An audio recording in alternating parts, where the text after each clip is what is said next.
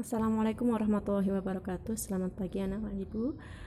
Selamat datang di kelas prakarya bersama Bu Apriningsih. Hari ini kita akan membahas tentang kerajinan bahan keras yang disusun oleh Ibu Apriningsih, sumber dari buku paket prakarya edisi revisi 2018. Sebelum kita memulai kegiatan kita, mari kita berdoa terlebih dahulu. Ilah pilih doa bisa. Fatihah.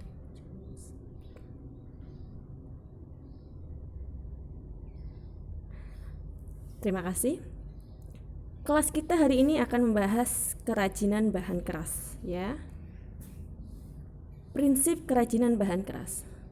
Apa arti sebuah prinsip? Prinsip adalah sebuah landasan ketika orang bertindak, bisa. Landasan orang ketika berpikir, bisa. Itu arti prinsip. Untuk prinsip kerajinan bahan keras bisa diartikan sebagai pembuatan peralatan dan bahan. Bahannya itu bahan keras, baik dari alam atau buatan, yang pekerjaannya manual atau dengan teknologi sederhana. Tidak mudah untuk diterapkan sebagai kelangsungan gaya tradisional, ya.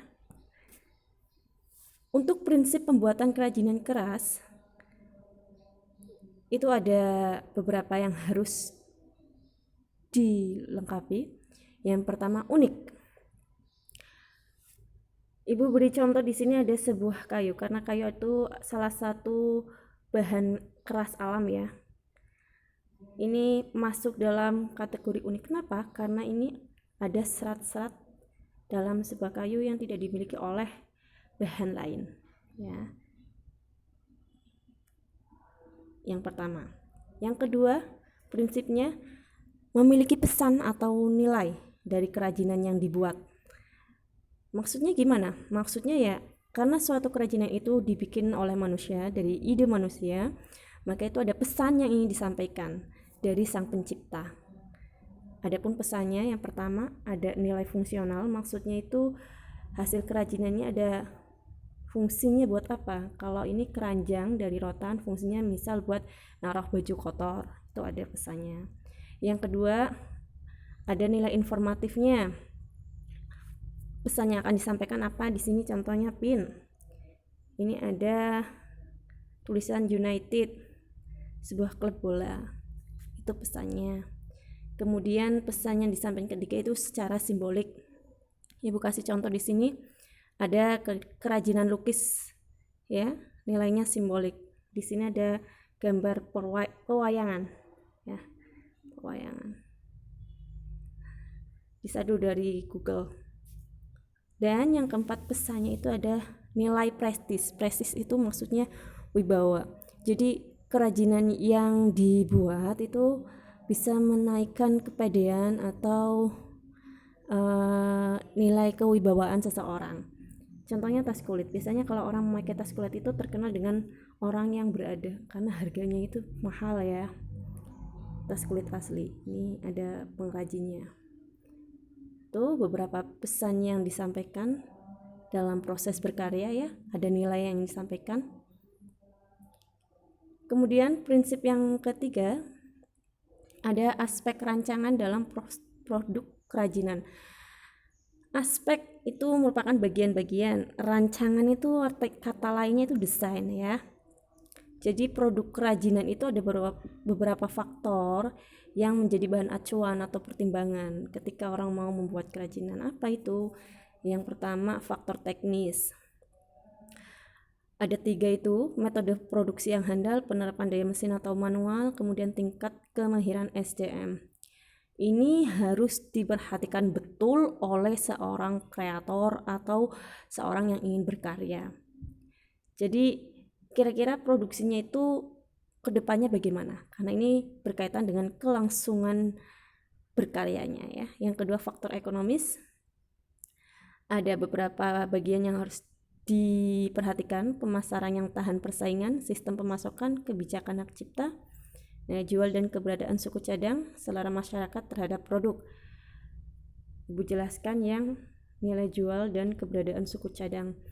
Misal kalian hidup di daerah pesisir, kalian mau bikin tas dari enceng gondok, itu ada nggak bahan bakunya. Kalau nggak ada, yaitu namanya menyulitkan diri sendiri ya. Jadi harus memperhatikan ini bahan-bahannya. Kalau misalkan kalian hidup di daerah Semarang di Danau Rawapening, itu bagus, bisa berkarya sekalian membantu masalah yang ada. Kan Danau Rawapening banyak enceng gondoknya, itu bisa dimanfaatkan untuk berkarya. Ide bagus. Kemudian selera masyarakat terhadap produk, kalian juga harus mempertimbangkan kira-kira barang itu diterima nggak di masyarakat. Kalau misalkan tas, itu insya Allah ya bisa lah diterima ya, apalagi kalau nilainya unik.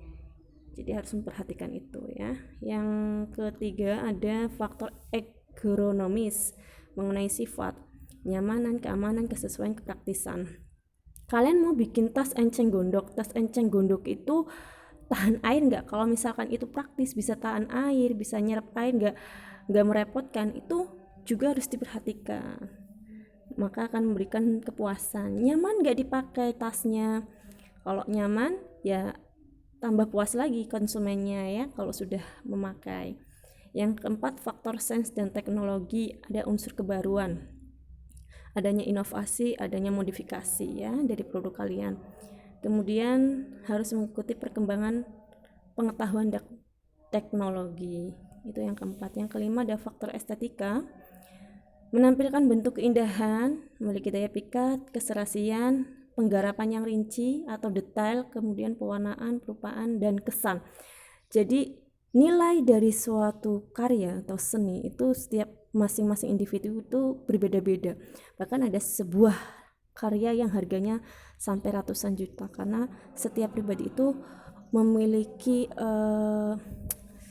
kepuasan sendiri-sendiri ya. Seni kalian bisa saja menjadikan orang rileks, itu bisa saja menjadikan orang itu nyaman, tenang. Nah, itu sebuah seni. Jadi harus memperhatikan faktor estetika. Yang keenam ada faktor kondisi lingkungan. Diperhatikan nilai budaya, kondisi lingkungan atau wilayah tempatnya. Kira-kira itu melanggar norma-norma di situ apa enggak ya.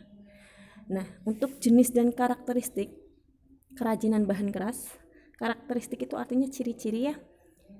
Yang ada dua, yang pertama bahan keras alam, yang kedua ada bahan keras buatan. Bahan keras alam berarti itu artinya kita peroleh dari alam sekitar kita. Kalau di Indonesia berarti ada hutan, bumi, perairan, sungai, ya, sawah bisa.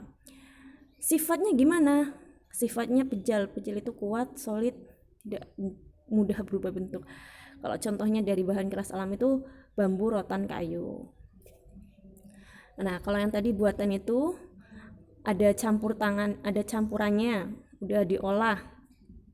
Jadi sifatnya juga harus tetap kuat dan tahan lama. Tuh bahannya itu berupa kaca dan kaleng ya. Ini ciri-cirinya. Karakteristik. Yang pertama kayu. Indonesia banyak sekali jenis kayu yang ada ya, pinus, jati, nangka, mahoni, albasia.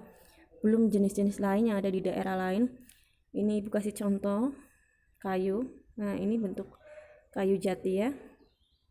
Nah, di kayu juga memiliki serat yang tadi udah ibu tunjukkan. Kemudian juga memiliki lingkaran tahun. Biasanya itu kalau kalian lihat pohon mangga itu ada lingkaran seperti obat nyamuk, itu namanya lingkaran tahun ya. Kemudian yang kedua, bahan buatan alam, bambu. Anak pramuka banget harus tahu ini bambu yang buat latihan tiap hari. Terjadi pelapukan jika terkena air.